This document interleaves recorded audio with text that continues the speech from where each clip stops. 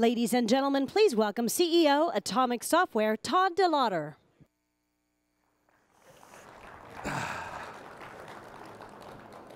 Welcome to our session. Hopefully you guys got to see the keynote and saw that amazing story by the climber. I love the part about where his mother said, "I think I've raised a homeless man." So I'm excited about this session. Automation was one of the most requested topics as you all registered. And I'm excited because I think that, if you haven't already started this journey on automation, or if you have started it already, it's the perfect place for you to start to make a big influence in your company's digital transformation. Automation is not only the foundation for developing a modern IT organization, but I think from a career perspective, as a professional, it's a great place to grow your skill set and your teams in a domain that I think is becoming more than just how do you save cost and do things faster, but how do you actually transform businesses through automation? And we'll talk about that today. The other thing that you'll see through the course of the week, and Mike introduced it today, is this concept of the modern software factory. This is CA's response to your challenge of how do I digitally transform my business. And it has some key tenets to it. How do you operate an agile business? Automation allows you to have resources that flex and expand based on the business demand and needs. How do you roll out applications better and faster? Between what we do, and there's another team over there that helps with CD business unit around continuous delivery, we do application release automation and make that part of a tool chain that helps you roll out applications quicker, more reliably, with higher quality. Make security a competitive advantage. There's some great stuff from Veracode. If you haven't talked to or seen Veracode yet, go to their booth. We're working with them as well to automate what they do, but it's an idea of how do I build security into what I do as opposed to thinking about it as an afterthought and bolting it on.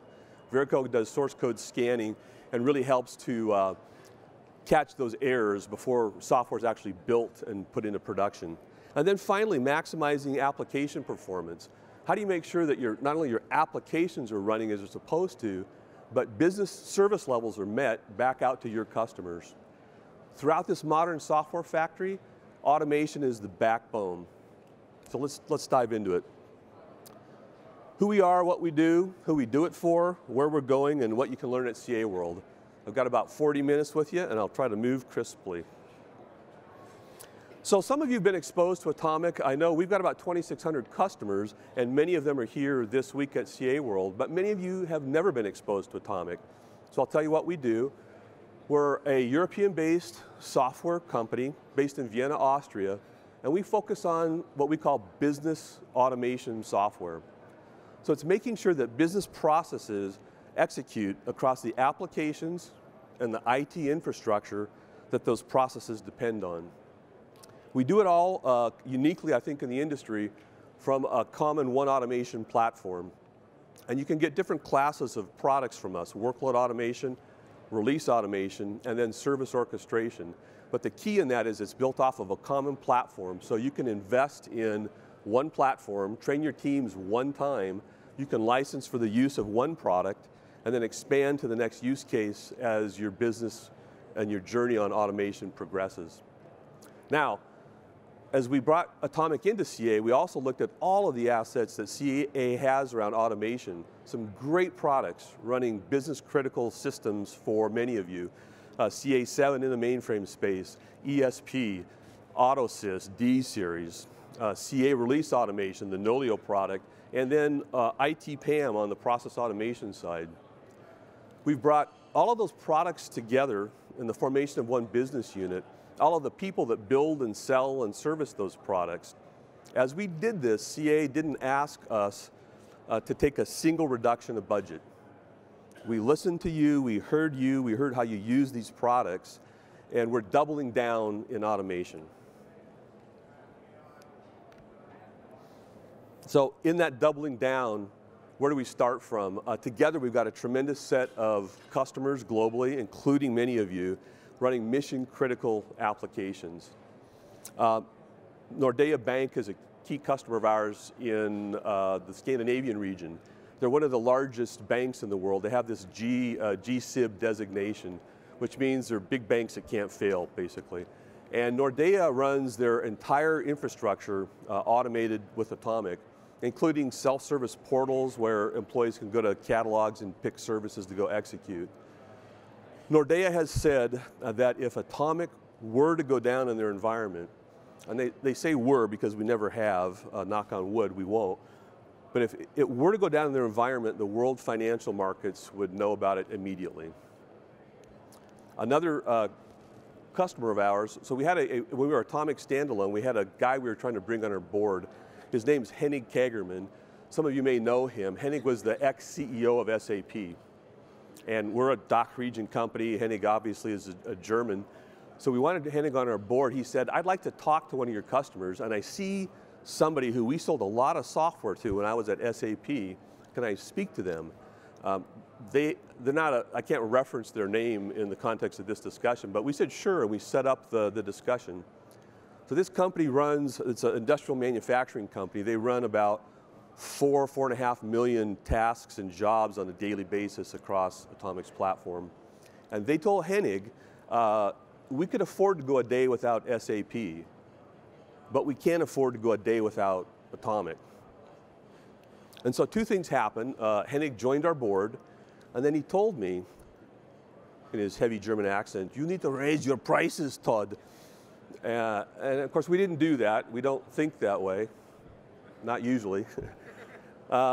We actually do like to have value to our customers, and I think you've proven out that we take a good approach because you renew with us at 96% on an annual basis. That's a really high number for our industry. The only people who don't renew with Atomic typically have gone out of business through either a merger or acquisition, right? Businesses coming together, and they'll select a stack of software from whoever acquired them. Very loyal customers running mission-critical systems.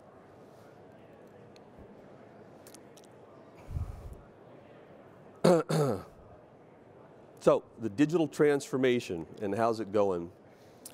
There are people who are digital natives, and Mike talked about one of them this morning. It was Netflix, who's actually a customer of ours as well. But there are a lot of companies, like many of yours, that are not digital natives, but aspiring to get to a new place in the IT world. And that's our focus. That's where we bring the most value. People who have existing systems, they're trying to transform, they're trying to get to a new place, but they can't quite get there because they've got this legacy they have to pull behind them. We're very good at taking messy, complex environments and managing that risk associated with the environment. And why is this so hard for people? Because the environment's really complicated. But if you think about digital transformation, there's really a challenge of if you don't do it, you're going to become obsolete. That's a challenge of a lot of businesses today. Just last week, Kmart and Sears announced the closure of 400 stores simply to fund the benefit obligations to the pension funds of their former employees after losing hundreds of millions of dollars a year. They haven't transformed. Digital's taken over and online sales is killing retail stores. Not all of them, but many of them. And if you look at not just Amazon, but in Asia, Alibaba, you've probably heard the news, they had this record-breaking sales day on what's called Singles Day in China. It's 11/11. $18 billion of sales in a single day. The industry is changing, and if you don't change and adapt your business, you'll be in trouble. So back to the Netflix story, and bring in who obviously they crushed in the market, Blockbuster. So we knew Blockbuster. The guy who was a CIO for Blockbuster, I had known from a prior company, and we went in to talk to him in Dallas. And we said, hey, we think we can help you through automation, transform your business. And this was in the latter stages of the decline of Blockbuster. And he pushed back from the table in his heavy Texas accent and said, Todd, it's too late. We ain't coming back. And they didn't. They just died. But what's interesting about this, if you double click into it a little bit more, if you think about where these companies started, they both had physical media, right? Blockbuster had stores, you went in and rented stuff. Netflix had DVDs they mailed to you. But the difference is in how the management teams responded to the opportunity. So I'm going to read a little bit about what someone has written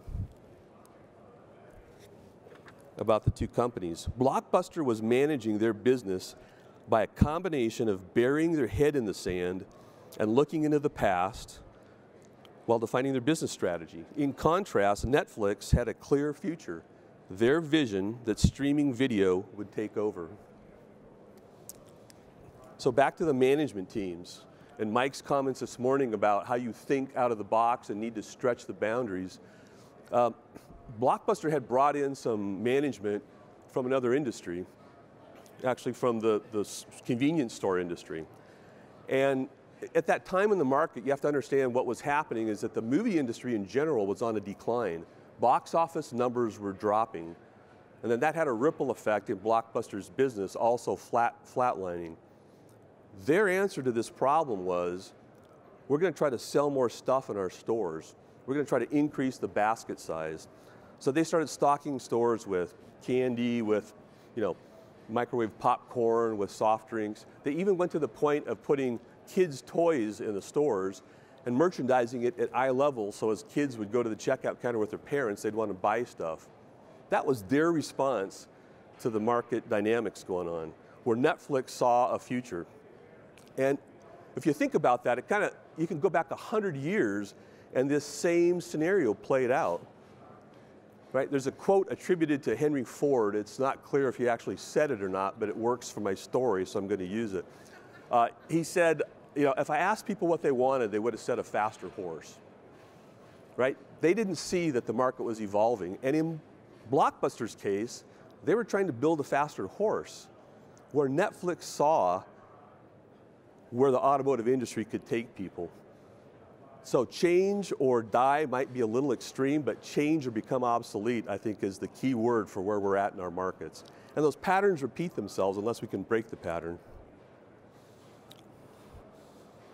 So where do you start? I think there's a challenge of figuring out, especially if you're not a digital native, but you've got an existing business and you're trying to transform, how much risk you can afford to take on.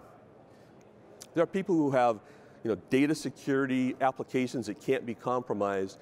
You've got to manage this risk along with change, right? But that means you've got to be accountable for things like auditability, trails, risk management, risk mitigation, all as part of that journey. You simply can't do that in today's world without automation. And why? So why is that so complicated? It's complicated because your worlds have gotten tremendously complicated. You've got applications on-premise, you've got applications in the cloud, hybrid cloud, you've got off-the-shelf applications, commercial products that need to interoperate with other apps. You've got security around data challenges and data at bigger volumes than ever imagined before. So I'll date myself a little bit. I started my career at Compaq 35 years ago, Compaq Computers. The guy's famous for the portable that looked like a sewing machine, a beige sewing machine. They call it the Luggable. And I can remember when that first portable showed up in a lab with a 5 megabyte hard drive. I thought, holy crap, who could ever use that much storage? Right? I think this presentation is 12 meg, right? But it's exploded, and it's going to continue to explode exponentially. This complexity of the environment, the only way you can manage that is through use of automation. So in this modern software factory, this is a way to codify how you develop this blueprint for how you're going to execute and roll inside of your company. And it's not just about how do you build applications, it's how once you get those applications into production, you manage them. How many of you are ITIL knowledgeable? Okay, a handful. So in production, you can have a system or an application throw off an alert. We pick up that alert, we can create an incident in your help desk system that'll spit out a change request to go fix something and do something. We can pick that up and automate that workflow, update the CMDB, close out the trouble ticket, and create what's called closed loop remediation. People don't have to touch the systems today. And that's today's technology. We can do this. today. Okay. So if you think about trusting automation, and a lot of people are still not at the place where they want to trust automation, we can also do things like assisted automation, where we'll take that same incident, we'll look at the same change management path, we'll send you an email or a text and say, this is the problem, this is what we propose to do to go fix it, and you get to say yes to that. You get to press the button and kick off the automation. A lot of people do that until they can trust the systems completely, and that's fine.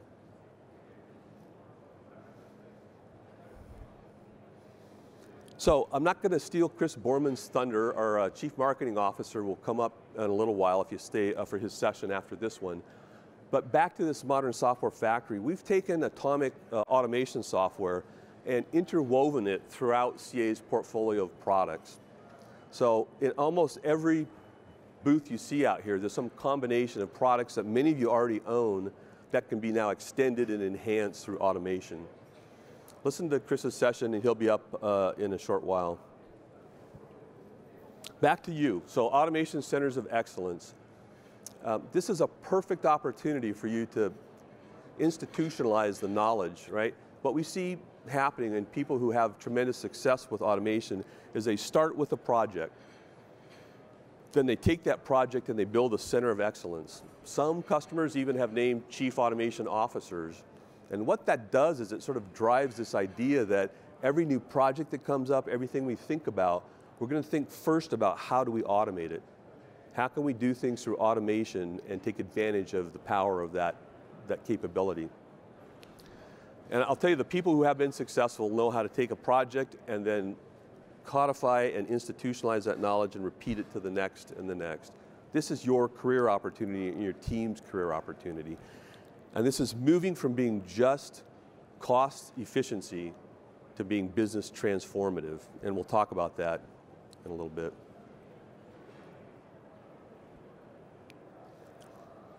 So empowering your digital transformation here. Again, we do this for digital natives, but that complexity of the environment says you can't get this done without using automation. And in the Netflix case, that's one of our digital customers. Mike mentioned it, they actually use us as the backbone for doing data movement where they collect viewer information and then pump it through an ETL system, spin up a Hadoop instance, ingest the data, and then there's a set of workflows that their data scientists can use to examine data and roll out new offerings. One of which is probably the most famous or recognized thing they do, the recommendation engine. You watch these 3 things, you might like to watch this. And evidently that's how Mike met Jimmy Chin. So in some small way, we'll take full credit for getting Jimmy on stage today. That's awesome. That guy's great. All right, so let's jump into a little bit of who we do this for. I think automation is interesting as a technology, but what becomes fascinating is what you can do with the technology and the business impact you can create. So KPN, a large telecom provider in the Netherlands. KPN started off with us doing workload automation, traditional job scheduling, running the back office systems. They then had a problem with a particular system. It was Siebel, and many of you think that Salesforce owns the world today. They probably do, but they still have a lot of Siebel customers out there. Oracle does, and they use these systems to run customer-facing engagement. So a lot of support organizations will use Siebel and capture customer data to have the calls with their customers. The problem with Siebel, if you're familiar with it, is when it needs to be updated, it's really difficult. And it creates a lot of downtime. There's the app itself, and there's a whole bunch of items around Siebel called non-repository items. They're the customized pieces that you build as part of that Siebel ecosystem. And KPN's problem was taking 8 hours worth of downtime to do a single upgrade of Siebel, which means their support guys were out of commission for 8 hours. These aren't KPN's stats, but there's industry stats around Siebel that says if you're a company of a certain size, an hour of downtime in Siebel can translate into about $300,000 worth of impact. So every time they upgraded Siebel, it was taking them 8 times 300K, 2.4 million worth of impact. So we rolled out a system, it's our ARA solution, that actually updates commercial applications, and in this case it was Siebel. And we took that downtime down from 8 hours to a little over an hour, and now we've got the system down to the point where we can do it in near real time. It's a tremendous benefit, not only just the dollars, but if you think about the customer sat angle of not having downtime between the support agent and the systems that help him support customers. Then KPN took on our orchestration product, service orchestration, and used it as the Uber orchestrator across their whole environment. So a great example of a customer who started with a pain point and then expanded their use of automation. And they did it all off of a single platform. So they didn't have to retrain, their staff knew how the product worked and they knew who to call if they needed help. 8451, is Jeff here? Where? Oh, okay. So Jeff's doing a session as well, so look him up on the agenda and go listen to 8451, but I love this company. 8451 is the longitude of the Kroger headquarters in Cincinnati, Ohio. It doesn't get any geekier than that. I love that. But what's really cool about the company is they also don't have any titles on their business cards, right? Everybody just has a conversation as person to person. It's not title specific. And if you listen to Jeff, I think the story he'll tell is not just how we came in and helped them transition from a product that wasn't meeting their needs to one that did, but it's how we partnered with them. So they had a very aggressive timeline for doing this migration. And we came in and did some early prototyping to prove the specific things that they were trying to, take a decision on. And they said, okay, we'll go with you. And we established a very aggressive schedule and met it and slightly beat it. And you'll have to go listen to Jeff to figure out how much we beat it by.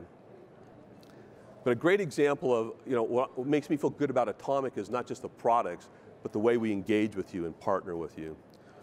PG&E. So PG&E is Pacific Gas and Electric on the west coast of the US. This is the fun stuff now because it gets into business transformation. They deployed a bunch of smart meters, millions of them. And smart meters is an IoT device, right? It's throwing off information. We can go read those meters for PG&E remotely. And I thought, even when I first heard of this, okay, well that's great. You have the cost savings of not having to have a meter reader go around once a month and read a meter. Right? But that would have been stuck in the world of Blockbuster. What PG&E did was they moved into the world of Netflix, and they said, if we can now read a meter remotely and automatically, why don't we do it more frequently? So they read every meter every 15 minutes. It throws out this huge amount of data. We help then process that data, pump it through the billing systems, but what it gave them was this true variable rate business model. They can charge heavy consumers of electricity at peak times of the day more money. And if you want to save money as a business, you can go do off-peak workload and save some electric costs. In California, that's a big thing. They've now taken that to the consumer. You can download an app for PG&E, figure out your own electricity consumption, and maybe decide you want to wash your socks at 2 a.m. rather than at peak hours. And if you use Atomic, you can set it up to trigger off the washing machine at 2 a.m. and still get a good night's sleep. But it's an example of a business model change that comes because of the enabling capability of automation. That's what I want you to think about. It's not just how to go faster at what you're doing, but how to think about paradigm shifting. And the final one here, and we'll move on, is AMC Theaters. AMC Theaters is a very successful movie chain. They've now bought out, I think it's Odeon in the UK, they're expanding. But a very traditional business that uses technology to create different business models. So they have loyalty card holders that they can communicate with social media, right? So let's just, for an example, say on a Friday, a new movie comes out. It's a Bridget Jones Diary movie. I don't know why we need more Bridget Jones Diary movies, but they launch one. And guess what? Ticket sales are off on that first day. I'm not surprised, but ticket sales are off. So what they can do is reach out to their loyalty card holders and push a social media campaign out and say, hey, if you come Saturday to see our new Bridget Jones Diary movie, in parenthesis, we're not really sure why you would want to see another Bridget Jones' Diary movie, but come anyway, we'll give you $5 off on a box of popcorn, a Coke, and the concession that sells best at a romantic comedy. Do you know what the concession is that sells best at a romantic comedy? Alcohol, no. That's what I would be drinking. Well, but so here's the point. AMC does, because they use Atomic to collect all of the point of sale information from their concession stands. So they can correlate what sells well with what movies we're playing. So they push a campaign out, hey, come Saturday, watch the new Bridget Jones' Diary movie, in parentheses. We're not really sure why you would want to see another Bridget Jones' Diary movie, but come anyway. And we'll give you a box, $5 off and a box of popcorn, a Coke, and the concession that you like the most in this environment. So I'm not going to tell you what that is, because I'm setting up for Ayman Syed, who's our Chief Product Officer, Thursday. He's got a whole use case story around AMC theaters and some even more interesting things they're doing with the technology. And Ayman will disclose what sells best at a romantic comedy. Okay, so we've got some special people here today who are also customers who have broken through and done something uniquely to change their business and change the trajectory of their company. And we're going to give them the inaugural Breaking Barrier Awards for the automation business. So what I'm going to do is read to you what they've done and ask each one of them to come up on stage. You have 3, and we're going to give them an award that they can take back to their business. So United Airlines, the challenge was problems with application delivery. Consistently behind schedule, app quality was substandard. There we go. Application quality was substandard, resource and operational cost over budget. They engaged with CA. They used CA's release automation product from Nolio, and they were able to do the following. Production release time was reduced from 2 hours to 34 minutes. Monthly production releases to weekly production releases to being able to do release on demand today. Productivity savings, 25 to 30K test hours, and cost savings of over 500K, right? So on behalf of United Airlines, Susan Liu and Martha Okenda, are you here? Yeah, okay.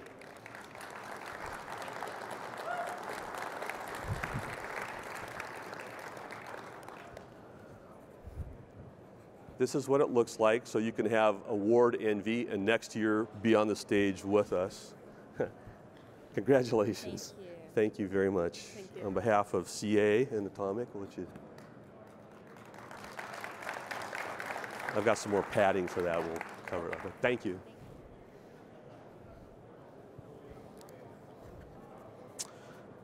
Okay, next up, we move across the water a little bit. Orange. Orange is a French telecommunication provider, formerly known as France Telecom. Their challenge is taking 800 business applications installed on 6,000 servers and migrating all of that, thousands of logical and physical units and jobs from one workload automation system to another as part of their modernization of their application and IT environment. Now they're mid-project here, but the scope of what they're doing is so fantastic, we wanted to award them mid-project and get them on stage. Their goals are reducing operational cost and risk, introducing new scheduling processes and procedures, getting flexibility and better scalability into the environment, and improving service levels across the business, all while aligning with market trends in their industry. So on behalf of Orange, I'd like to ask Eric Poré to come up. Oh, sorry.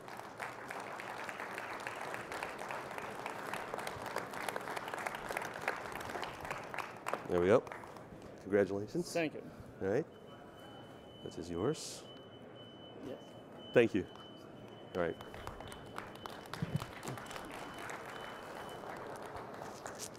All right, and finally, number 3 is McKesson. Yeah. McKesson had similar challenges to United around applications. App delivery was consistently behind schedule, quality was substandard, resource and operational costs were over budget. They engaged with CA and Atomic, and we're able to achieve the following results.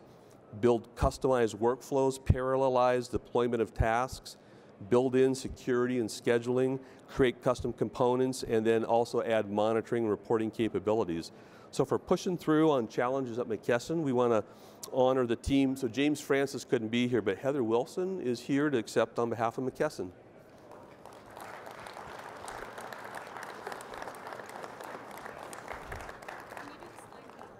Yeah, thank you. Oh,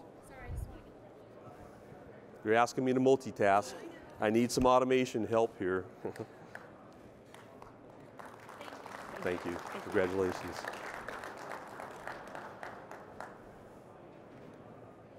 Okay, so now maybe you're motivated, you're thinking, we want to do something different, we want to help our business transform, we want to use automation. Who do you go to, and who do you trust, and why do you go to them? So what I love about Atomic joining CA is that now we're part of an organization that's got decades of helping customers and being in the heart of systems management. They know how to do this really well from a customer engagement perspective. In addition to that, what we bring to bear is best-in-class products that are recognized by the industry analysts. In all three product categories that we serve and deliver off of the One Automation platform, we're category leaders. And what's interesting about CA, if you look across the room today, I think we're in close to 30 category leadership positions with the products that CA delivers today. CA of today is an innovation engine, and they're producing things that are best in class in the market. Okay, where are we going? Everything that's in the dark blue there is stuff that's delivered today. We can do so much with automation already. Where we're going is a place where I think of as the ability for IT to move any workload across any environment at any time, and the software will be smart enough to target where it should go, really to abstract that physical infrastructure layer from you, and based on the model parameters you set up, know where to put that workload, and then how to adjust and tune it in production if something were to go wrong. We talked about the IoT sensor example with PG&E. Think about this now, and when you talk with our CTO John Purrier is here, and he'll be talking about this a bit. The ability to put software sensors at different steps of the workflow. Right? A sensor can be anything that throws off information back that helps you better understand your environment. Because it's software, we can move those sensors around. Let's say there's a particular area that's thorny, right, and problematic. We can put a sensor there, solve the problem, and pull it out. That's part of where we're going on this journey. Back to the self-driving car example. Think about it as a difference between in your 5-year-old car, the nav system, and Waze, right? So how many of you use Waze?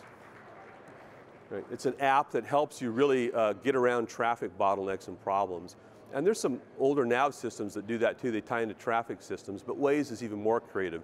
They'll tell you where the red light sensors are, red light cameras are. They'll tell you where the speed traps are. I could have used this 40 years ago for sure, but I've slowed down a little bit with my old age. But they'll tell you how to avoid problems. And I've used Waze for a while, but a couple weeks ago I had a really visceral example of the value of Waze. I live in Austin, Texas, notoriously bad traffic, but there's a lot of room in Texas, right? So all the freeways have these things running parallel to the freeway called a feeder road. And the feeder road's basically a road that gets traffic onto and off of the freeway.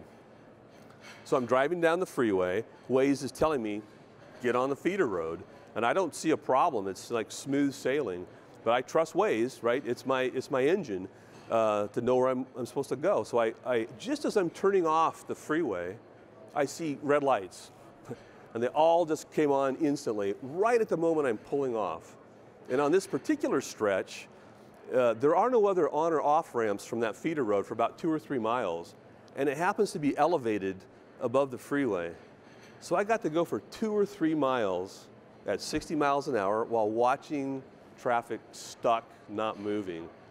For one day in my life, I felt like I'd beaten traffic.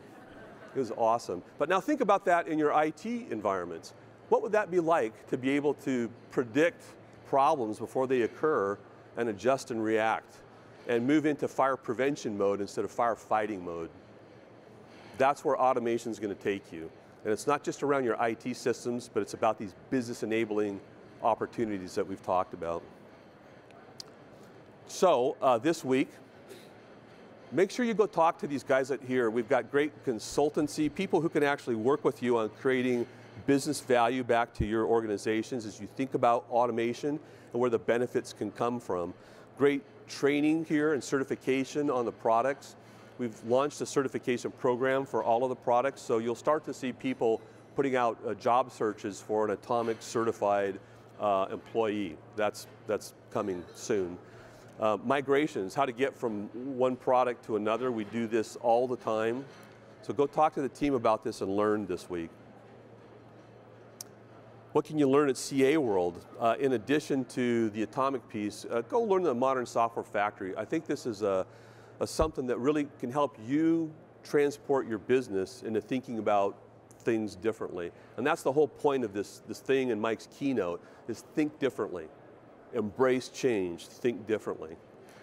Product roadmaps and tech talks. Our Vice President of Product Management, Gwyn Clay, will be diving deep into roadmaps so you can get that specificity around what product A, B, or C is going to do over the next 12 to 18 months, and some of our technical direction as well. Customer stories. These are compelling. To me, it's what you do with automation that's interesting. So go talk to others who use our products. Many of you are here today. And then network, both with CA and with our peers. I'll be around for the next 2 days just wandering the hall, so grab me, tell me your story if you're either using our products or you'd like to, and let's talk about it. So, key takeaway.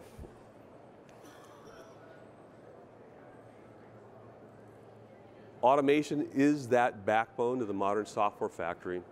You can be a change agent in your environment, and one person could do amazing things if you get your teams embracing automation and thinking creatively about what's possible. So my challenge to you as you go home after this week, do something different. I don't even care what it is, but break your model, break your mold, do something different. Start that momentum of thinking about change. It's really powerful once you get rolling with it.